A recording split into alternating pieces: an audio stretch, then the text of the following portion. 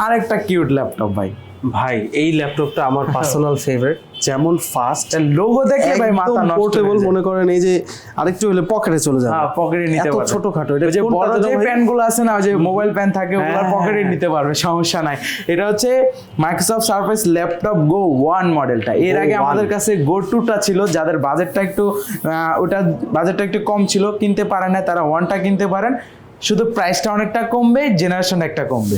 এটা হচ্ছে আপনার কোরাই 5 এর 10 generation, 16 GB RAM, 256 storage, 8 GB share graphics, power বাটনে ফিঙ্গারপ্রিন্ট সেন্সর। সারফেসের ভিতরে কিন্তু অন্য যেই মডেলগুলো আছে ভাই ল্যাপটপ দেখেন অবস্থা, দেখেন পাওয়ার বাটনে ফিঙ্গারপ্রিন্ট দিছে, পাওয়ার বাটনটা দেখে কেউ বলবে এটা বলবে না ফিঙ্গারপ্রিন্টের আছে সুযোগ। Face ID আছে। তো অবশ্যই থাকবে। আর এটা কিন্তু অনেক কিউট।